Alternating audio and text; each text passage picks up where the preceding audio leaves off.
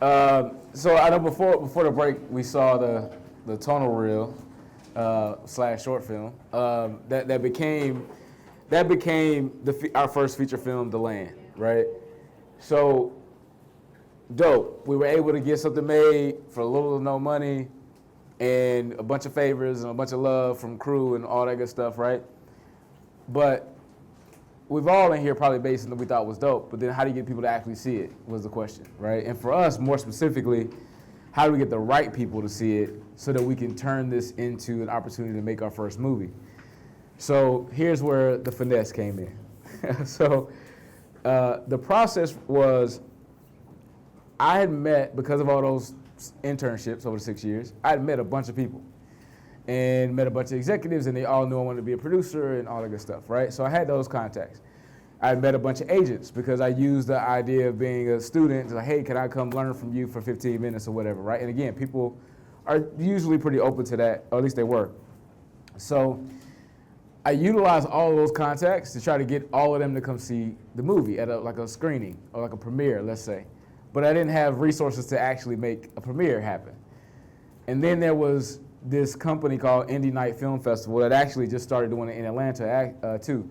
So Dave Brown, Morehouse alum, had a program called Indie Night Film Festival at the Chinese Theater in LA, which if you don't know what a Chinese theater is, it's right on Hollywood Boulevard. It's the theater that most big premieres will try to use if it's available for red carpet premieres and whatnot. And he convinced the Chinese theater to let him use it once every weekend to debut short films and call it a film festival, a weekly film festival for young filmmakers.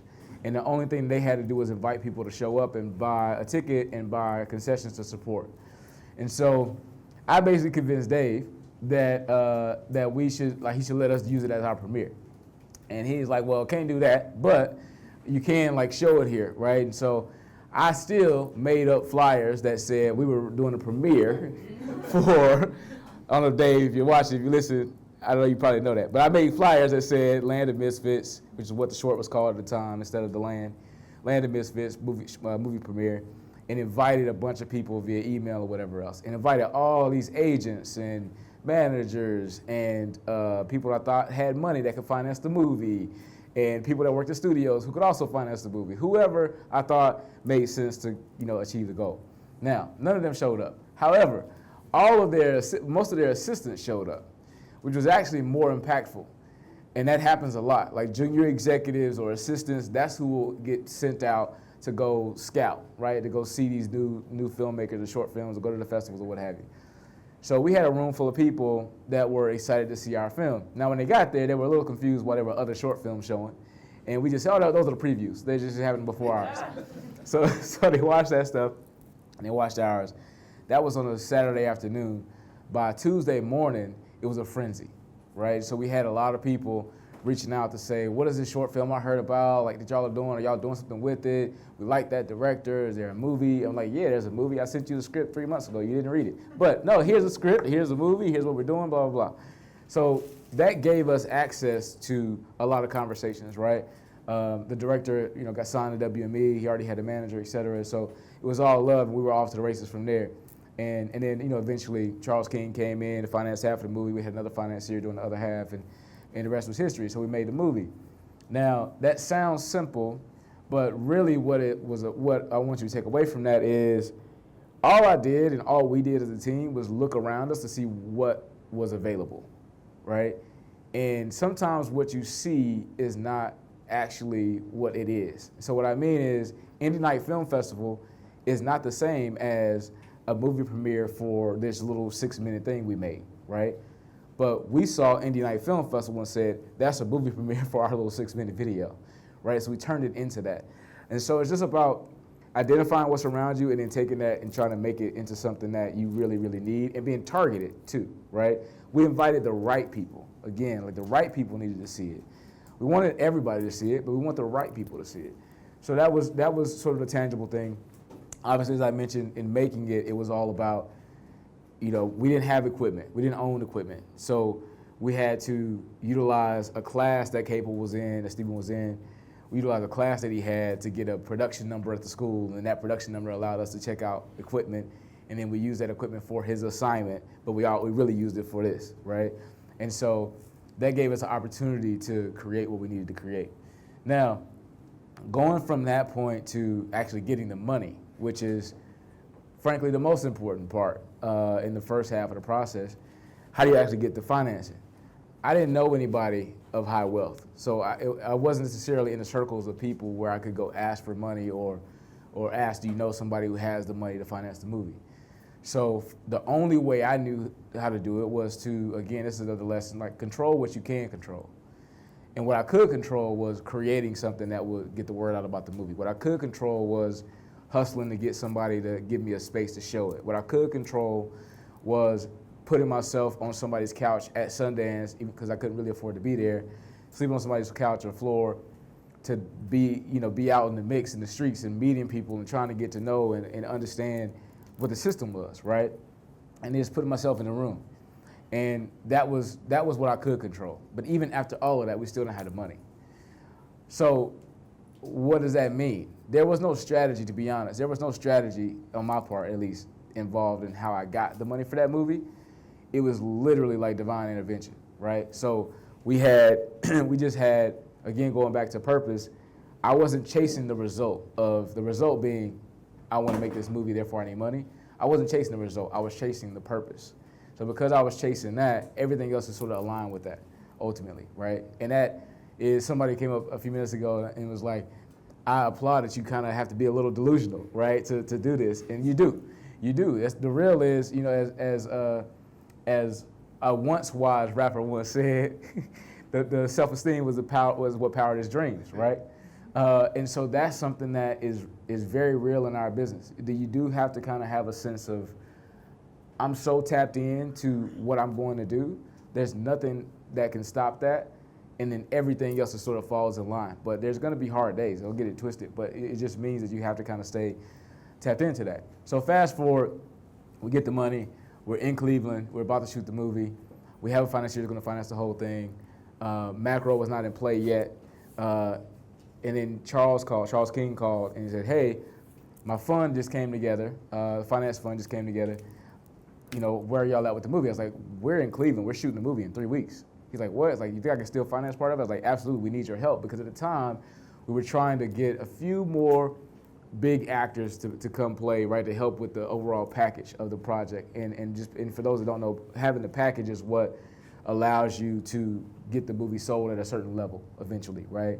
Not because financing the movie is not the goal. Getting the movie sold and distributed is the goal. And then having it reach people is the real goal. So Charles came in and financed half the movie. That became Macro's first movie. That was obviously my first film. And this is where, Charles was obviously had a crazy career of nothing but deal making up until the point of starting Macro. This is where he really came into play, because I can hustle and I know I'm savvy in the sense that I understand deal making, but I didn't have the resources or the contacts yet. So the other lesson is partner with people that are tangible attachments only.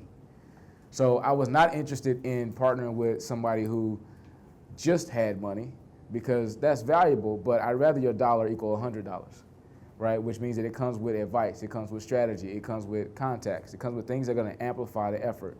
So again, only take tangible attachments. Don't attach somebody just for their name if they're not actually going to do anything or help amplify what you're doing. So Charles came in, and we had a conversation with Erykah Badu's team. So she starred in the film. You'll see the trailer. She starred in the film as one of the characters, and she also, did a song. Well, because I always knew I wanted to produce studio level movies. That doesn't necessarily mean non-independent. It just means studio level movies that are being in the theater. I knew that my first movie, or I wanted my first movie to sort of be an indicator of the kind of movies that I wanted to make later, right? So for me, that meant, is there a way to make this package feel like a studio package, right? So yes, we have like craft actors like Kim Coates. Then we have these, new faces that were the 4 boys in the lead of the movie. But then we also had, a music star that brings a whole different audience than Erykah Badu. Badu is an amazing actress, by the way, if you didn't know. She actually is one of the few artists I think that can translate their artistry from one medium to another.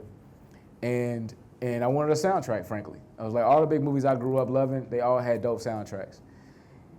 Stephen Capel, because of, the process and the excitement around his shorts and all of that, and this project, he got signed to WME. And WME, as a way to kind of, excite him about being there, took him to a Nas concert because he's a big fan, as most of us were.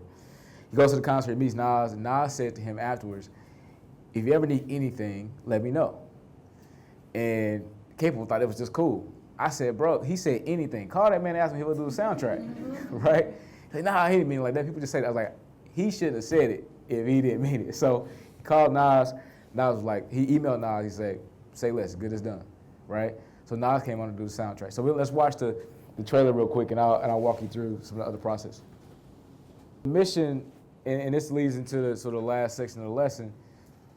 The mission with the tonal reel, the secret mission that I was up to, right, is that Capel was really Stephen Capel. We only use last names, so we're all named Stephen. The DP was Stephen Holler, and the director was Stephen Capel, and I was Stephen Love. So we just call each other by last names. So all the brothers called me Love, which was interesting. And so we were really intentional because Capel was very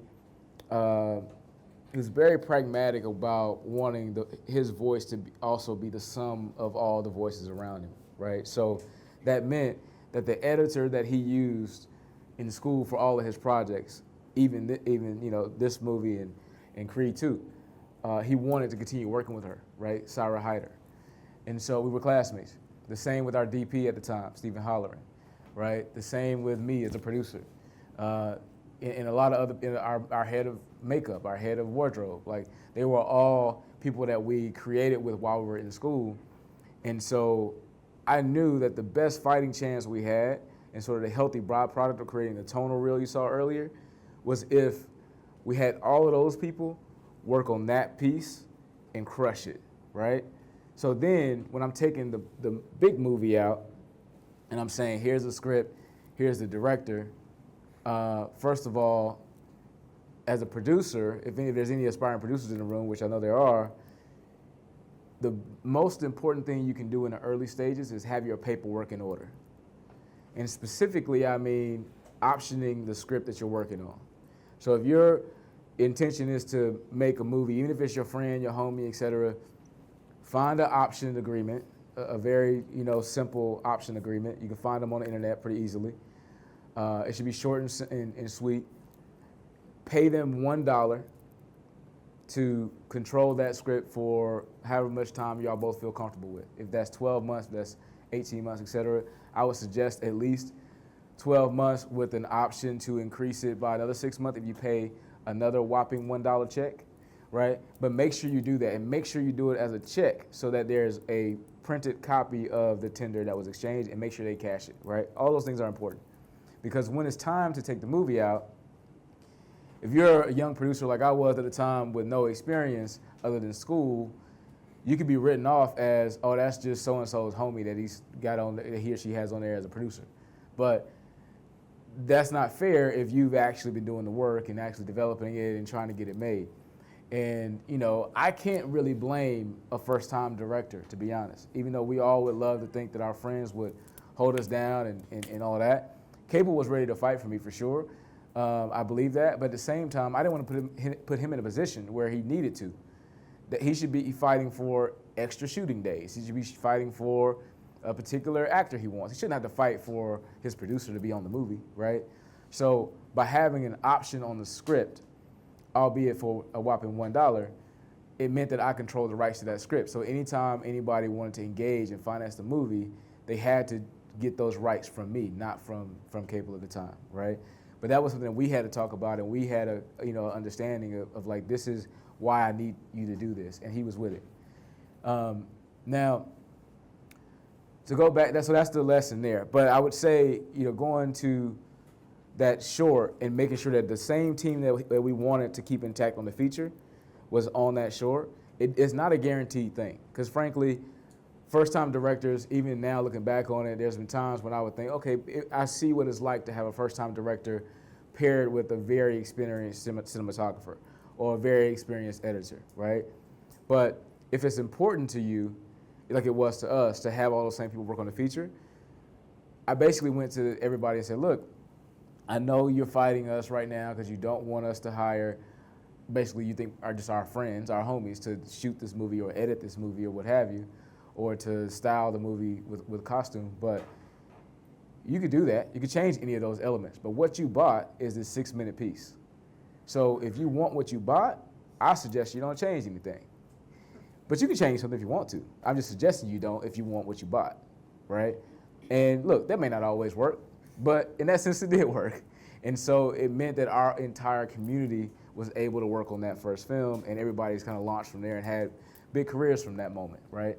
That's one of the things I'm most proud of with that movie, outside of the soundtrack, because the soundtrack was fire. But other than that, I'm most proud of that, I would say.